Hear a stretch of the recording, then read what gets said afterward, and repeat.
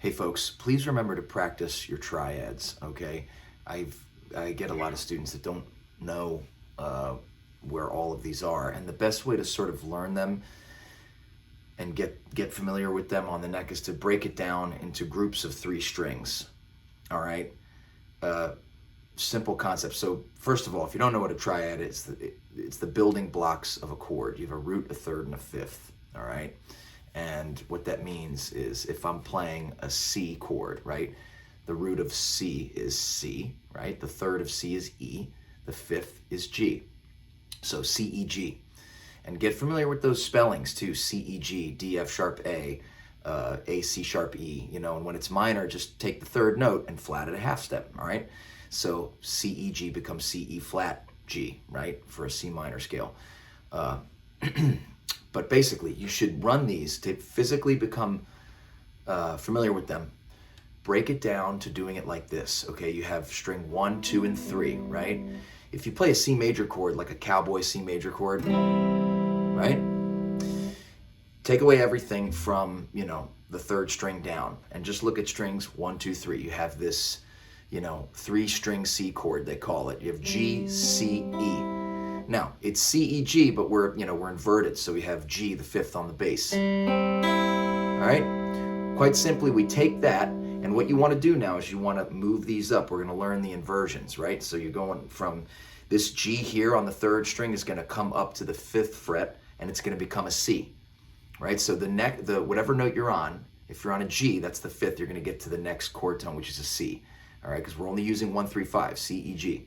So if you're on a G here, you're going to come up to this C. And then, you know, I'm going to spare to not have such a long video here. It's C, E, G. All right, so we go from this to that, to this, to that, and if you can grab that, all the way up there.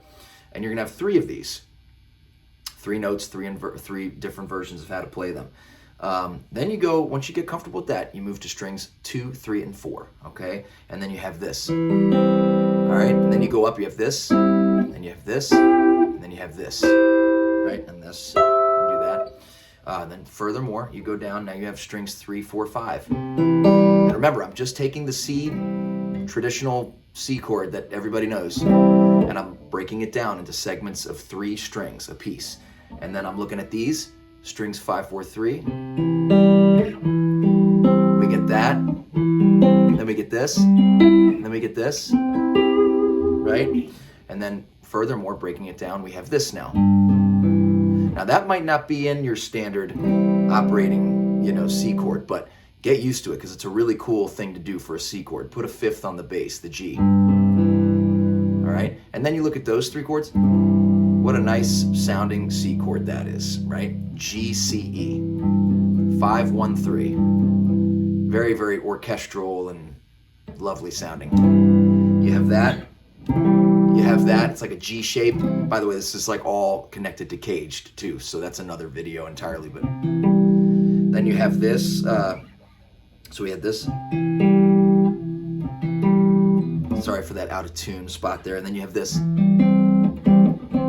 You have this, slightly out of tune, forgive me. So, go through all those. And